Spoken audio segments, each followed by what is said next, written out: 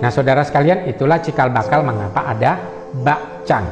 Ya, bakcang ini ada yang kecil, ada yang lebih besar, dan ada yang bentuknya panjang seperti ini. Ya, Taja Ping'an. Saudara sekalian, salam damai. Di depan saya ada makanan yang namanya bakcang dan juga ada telur yang diberdirikan. Khususnya bulan Juni, tanggalan internasional atau orang Tionghoa bilang Zhongguo Nongli de 5月份 5月5号, itu adalah satu perayaan yang disebut Pei Chun atau dalam bahasa Mandarin disebut Tuan Ucie. Dalam Tuan Ucie itu mengenang seorang pahlawan yang namanya Qian. Dia adalah seorang penasihat raja yang pintar, yang bijaksana, yang punya sensitivitas yang tinggi, kepekaan yang tinggi, sehingga nasihat-nasihatnya bisa membantu negara Chu mengalami kedamaian, kemakmuran, dan kesejahteraan. Setelah sekian lama negara Chu ini baik, satu kali negara Chu diserang oleh negara Qin. Ada terjadi peperangan yang hebat, kurang lebih tahun 270 sebelum Masehi. Nah, pada waktu peperangan yang hebat, negara Qin tiba-tiba gencatan senjata dan kasih tahu, "Hei Raja negara Chu, mari kita berunding, jangan lagi kita ribut dan berperang." Lalu penasihat raja sang jenderal Qian ini berkata, "Raja, kamu jangan pergi ke negara Qin." Kenapa? Karena ini adalah jebakan. Tapi saudara sekalian, orang-orang di samping raja yang lain yang tidak suka atau ingin mengganti posisi daripada Qian ini, mereka cenderung korupsi, cenderung iri hati, dan berbuat hal-hal yang semau mendapatkan keuntungan sendiri. Dan mereka nasihatkan kepada raja, kita pergi ke sana saja, kalau kita tidak ada perang, maka negara kita akan damai. Masuk akal sih. Setelah sampai di negara Qin, sang raja langsung ditangkap oleh raja negara Qin, lalu dijebloskan, disiksa 3 tahun kemudian, raja mangkat atau meninggal dunia. Digantikan kalau oleh anaknya menjadi raja, anak kedua menjadi perdana menteri. Waktu anaknya menjadi raja dan perdana menteri, penasihat raja ini, Qian ini akhirnya diusir dari istana. Ketika diusir dari istana, Qian ini sangat dekat dengan rakyat, mengasihi rakyat, membangun rakyat, mendamaikan rakyat, dan sebagainya. Singkat cerita, dia sangat dicintai oleh rakyat. Tetapi Qian ini melihat negara Chu makin lama makin terserang, makin lama makin tersudutkan, sehingga dia tuh ada rasa frustasi. Dia tahu cara terbaik bagaimana membuat Chu ini bisa menang, tapi dia tidak punya kesempatan. Akhirnya Qian ini pergi ke sungai namanya Miluo, lalu dia memeluk batu, menceburkan diri di sana dan mati di sana. Nah, waktu dia mati, rakyat bergegas mencari dia karena mereka mencintai Qian ini, pahlawan mereka. Akhirnya mereka pakai perahu mencari-cari mayat Qian ini, dan untuk mengusir binatang-binatang di sana, mereka pakai gendang keras supaya binatang takut dan tidak memakan jasad pahlawan mereka. Inilah cikal bakal lomba perahu naga di dunia.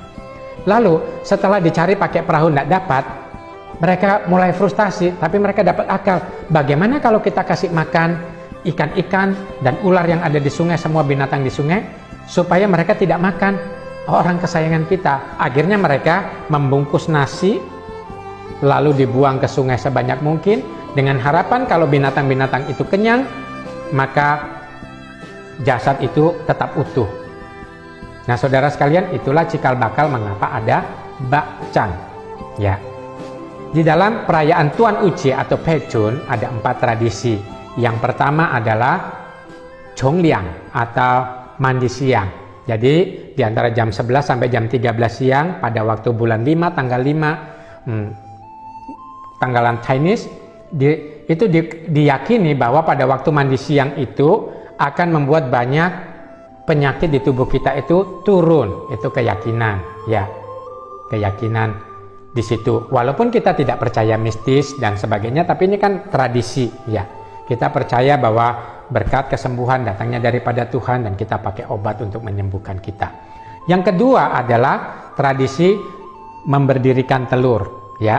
Jadi ada lomba untuk buat telur berdiri di bagian-bagian saudara-saudara kita di mana banyak orang Tionghoa, etnis Chinese atau China itu Ada lomba-lomba telur ini di Sumatera ada, di Kalimantan ada, di Jawa juga ada. Ya, telur diberdirikan. Ini lihat ya, telur menghadap langit dan ini di bumi. Jadi ada sinergi langit dan bumi. Filosofi dibaliknya adalah orang itu perlu berdiri di atas bumi tapi tetap menghadap kepada langit. Artinya orang hidup perlu menginjak bumi atau perlu masuk akal di bumi, perlu kerja keras, tetapi perlu tahu bahwa semuanya ditentukan dari langit dan bersyukur kepada langit. Kalau keyakinan saya itu dikatakan dari dia, oleh dia, dan untuk dia. Nah saudara, jadi ini adalah telur berdiri. Ya. Telur berdiri menurut penelitian lebih mudah diberdirikan, telur lebih mudah diberdirikan di antara jam 11 sampai jam 13 siang. Di mana gaya gravitasi bumi sangat besar. Dan kepercayaannya di bulan Juni atau bulan 5 tanggalan Tiongkok, telur lebih mudah diberdirikan waktu siang. Ya, saya sendiri coba praktek ya saudara, dengan kehati-hatian maka murid-murid saya bisa memberdirikan telur, bukan hanya pada waktu siang. Tapi memang kemarin saya lihat yang diberdirikan siang lebih banyak daripada yang diberdirikan malam, lebih mudah. Nah saudara bisa praktek sendiri kebenarannya. Hal ketiga, pada waktu perayaan Tuan Uci adalah lomba perahu naga. Jadi ada perahu naga, tadi ceritanya sudah ada. Jadi lomba perahu naga ini bisa dilakukan di berbagai tempat di dunia. Yang paling terkenal di Hong Kong, di mana ada puluhan negara di dunia. Orang Chinese overseas dari seluruh dunia itu datang ke Hong Kong untuk mengikuti lomba perahu naga. Kali ini bukan untuk mengenang jasa Chuyen, tetapi mereka melatih kekompakan, ya, kerjasama yang baik supaya bisa maju.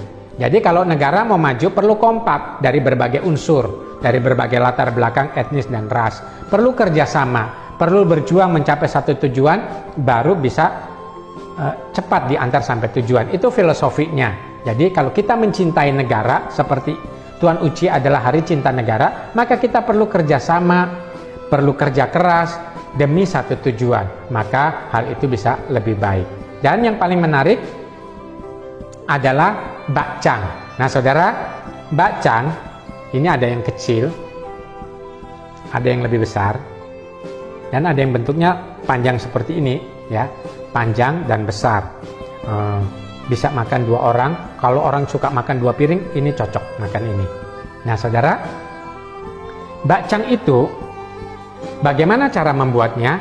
Yang pertama tentu cari daun bambu. Daun bambu ini setelah dicuci dia perlu direbus. Bisa 10 sampai 30 menit. Setelah 10 sampai 30 menit daun bambu ini dimasukkan di air dingin lalu dilap supaya kumannya atau gatelnya itu tidak ada lagi. Ya. Jadi pakai daun bambu. Lalu isinya bakcang bisa seperti ini. Ada beras atau nasi, bisa juga terdiri dari ketan. Isinya ada daging, ada telur asin, ada jamur. Ada juga di Tiongkok pakai hongcao, itu buah yang merah, yang manis. Atau orang yang vegetarian itu suka pakai sayur. Dan ada banyak orang di Indonesia, Chinese Indonesia itu suka pakai gula putih, gula merah, disebut kicang.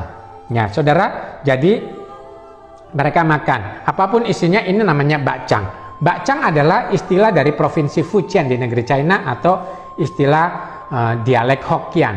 Bahasa Mandarinnya disebut Zhongzhe. Ya, bahasa Mandarinnya disebut Zhongzhe. Nah, saudara sekalian, yang menarik yang saya ingin tawarkan di sini adalah, atau yang saya ingin katakan di sini adalah filosofi bakcang. Bagaimana filosofi bakcang? Perhatikan, bakcang itu ada 4 sudut. 1, 2, 3, dan 4. Lihat yang kecil, bakcang itu ada sudut 1, 2, 3, dan 4. Ada sudut. Jadi bakcang yang benar itu ada 4 sudutnya. Kenapa? Karena ada 4 filosofi di balik bakcang ini. Jadi orang ini perlu keseimbangan 4 sudut ini, baru orang ini bisa menjadi orang yang bahagia, orang yang berguna bagi keluarga, bagi diri sendiri, dan juga bagi bangsa dan tanah air. Ya, mari kita belajar sudut bakcang. Yang pertama disebut cecu. Cecu. Cecu artinya rasa cukup. Orang perlu punya rasa cukup. Kalau orang nggak punya rasa cukup, dia serakah. Kalau orang sudah serakah, dia ingin mendapatkan apa saja, menghalalkan segala cara. Akhirnya banyak kejahatan dibuat. Kalau orang sudah serakah, dia suka mengorbankan waktu, akhirnya kurang istirahat dan dia gampang sakit. Kalau orang sudah serakah dan tidak punya rasa cukup, dia habiskan banyak waktu di luar, melupakan waktu untuk keluarga, atau membuat banyak uang, energi dipakai ya demi mendapatkan untung besar yang dia pikir, tapi akhirnya dia kehilangan waktu untuk keluarga dan uang keluarga ditinggalkan. Nah saudara, cecu atau rasa cukup itu penting. Kita manusia punya banyak sekali keinginan dan hanya sedikit kebutuhan. Apa manusia tidak boleh ingin? Boleh. Tetapi perhatikan jangan sampai terlalu jauh dari kebutuhan. Yang paling penting adalah kebutuhan. Nah, kita perlu bekerja sekeras mungkin, sepintar mungkin untuk mendapatkan berkat-berkat untuk kebutuhan kita. Tapi jangan sampai kita mengorbankan seperti yang kita tadi pikirkan. Yang kedua, ini adalah sudut kan'en. Kan'en itu adalah bersyukur, ya. Orang perlu punya rasa syukur. Kalau orang tidak punya rasa syukur, mulai muncul hal yang negatif, iri. Kalau orang tidak punya rasa syukur, mulai muncul lagi mengeluh. Kalau orang tidak punya rasa syukur, bisa juga muncul hal-hal yang namanya rasa kurang ini dan kurang itu, terjebak ke dalam berbagai kekhawatiran dan kecemasan. Tujuan hidup manusia bukan mencari harta dan keuntungan semata-mata. Kita perlu tahu bahwa dunia ini hanyalah sementara. Dunia hanyalah sementara. Kita numpang lewat. Masa hidup kita 70 tahun, kalau kuat 80 tahun. Tetapi orang yang tahu bersyukur ini bisa melakukan sedikitnya 3 kebaikan. Orang yang tahu bersyukur, dia tahu berterima kasih kepada orang yang pernah membantu dia. Ya, karena dia tahu bersyukur sama Tuhan, maka dia juga tahu berterima kasih kepada orang yang membantu sama dia. Banyak sekali orang yang nggak tahu berterima kasih. Ada namanya musuh dalam selimut, tusuk orang dari belakang, nggak tahu terima kasih, banyak sekali. Nggak peduli dengan mereka. Yang penting kita jadilah orang yang tahu bersyukur. Yang kedua, orang yang tahu bersyukur mudah sekali berbuat baik. Ya, orang yang tahu bersyukur mudah sekali berbuat baik. Jadi dia mau nolong orang lain. Kalau orang tidak tahu bersyukur, hidupnya supaya orang mau mengerti dia, orang menolong dia. Capek kan kalau punya teman yang selalu hanya mau didengar tanpa mau mendengar. Itu orang yang tidak tahu bersyukur. Kalau orang yang kata-katanya tajam, selalu lihat negatif, itu orang-orang yang tidak tahu bersyukur. Nah saudara, hidup kita nggak bahagia kalau kita tidak tahu bersyukur. Ya. Lalu ini tadi cecu, ini tadi kan'en. Maka di sini adalah sudut namanya sancie. Sancie, pepatah Tionghoa itu berkata tuo singsan, banyak-banyaklah berbuat baik. Ya. Tapi sancie juga adalah selain banyak berbuat baik. Coba kalau kita kenal sesama kita, kenal orang lain, atau kita berteman, bersosialisasi, cari lebih dulu mana kelebihan dan kebaikannya. Orang yang cepat melihat kekurangan orang lain daripada kebaikan orang lain, sebenarnya dia adalah orang yang sakit. Karena itu mari kita cari kebaikan orang lain. Nah saudara, Konghucu pernah berkata, San Ren Tong Xing Pi Yo Wo Shi, artinya kalau kita jalan bertiga bersama-sama, yang sebelah kiri dan sebelah kanan harus bisa menjadi guru saya. Harus kita bisa belajar daripada orang sebelah kiri dan kanan kita. Orang bijak itu tahu bahwa tidak ada orang yang tidak punya tempat di muka bumi ini. Karena itu dia punya harga setiap orang. Walaupun kita anggap dia rendah, tapi dia punya harga. Belajarlah apa yang baik daripada dia, supaya hidupmu, kualitas hidupmu semakin meningkat, kebahagiaanmu juga semakin meningkat. Yang terakhir adalah sudut paurung. Paurung artinya merangkul. Jadi ketika orang berbicara sama kamu, dia merasa sejahtera, merasa mengalami kelegaan, merasa bahwa dia punya teman atau sahabat. Itulah orang paurung. Jadilah orang yang paurung, yang jing uwe, yaitu orang yang selalu berusaha untuk menolong orang lain dengan tulus hati dan tanpa pamrih. Jadi kalau kita makan bakcang, jangan lupa bakcang ada 4 sudut. Cecu, ya, rasa cukup, kan'en, miliki rasa syukur, sancie, jadilah orang yang bisa melihat kebaikan orang lain dan belajar daripada orang lain, dan paurung, supaya kita bisa menjadi orang yang bisa menjadi sahabat bagi orang lain, yang bisa menolong dengan tulus dan tanpa pamrih. Selamat makan bakcang, selamat merayakan Pecun, selamat Tuan Ucie, Sihuan, Taci atau Ping-an. Harap semua mengalami damai sejahtera. Mari kita makan bakcang. 再见。